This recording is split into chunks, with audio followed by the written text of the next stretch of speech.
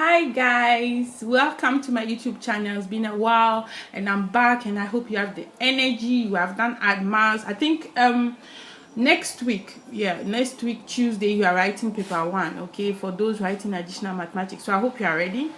In case, then it's time to learn, okay, and then get into it and do what you have to do. I know you can make it, and hard work pays, okay. So let's start. So we have logarithm today, okay, and I'm going to talk about laws. But before I start, I need to make you understand exactly why we use it. What is the use of it exactly? Why do we use log? So that's basically what I'm going to start with.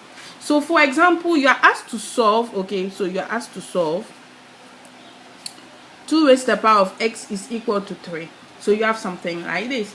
So you have to solve for x.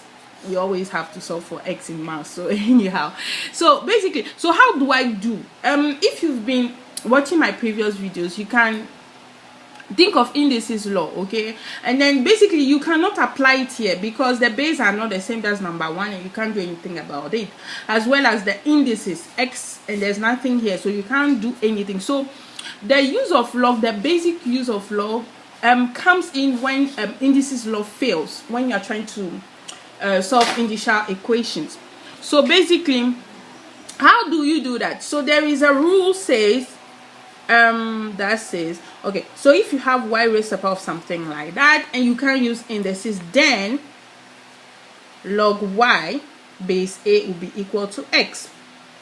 So basically you can solve something like that, then use this instead.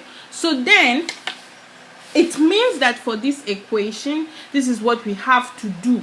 Okay, so in this question, y is 3, a is 2, and x is x. Okay, so basically in your calculator you can actually see the function for it, which is right here.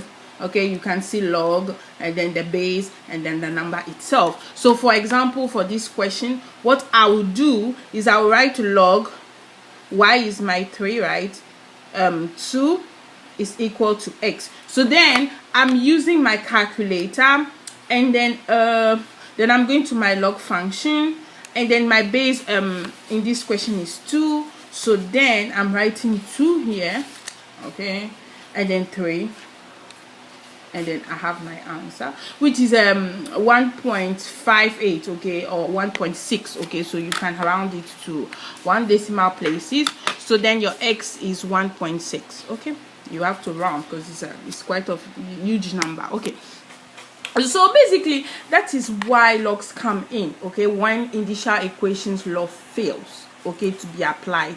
So how do I do? So then you need to know the laws under log, okay. There are not so many, but you need to know laws. You need to memorize them, okay, for you to always be aware of what you are doing. So the first law is log p plus log q. So basically I've not written any base here, okay, but then understand that it is anytime you don't see any base, then it's supposed to be 10.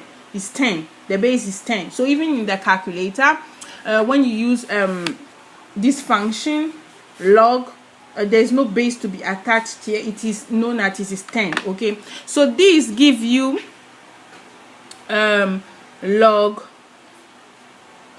p times q, okay, and then you have log p minus log q, okay, which is equal to log p over q, okay. It's not log p over log q, no, it is log, okay, let me put it into bracket because I've seen students doing those mistakes, okay. And then we have log, the one I like the most, okay, it has an index. The index can come as m log p, okay. And then you also have log pp. So in this question, in this formula, the index and the number are the same, so it is equal to 1, okay. So you need to know these formulas, and you need to be able to apply them anytime you have a question involving logs. So I'm going to do another video in which I will include examples, okay, for you to understand. Actually, I will use past question for you to understand how to apply these laws, okay. So let's see in part 2, okay.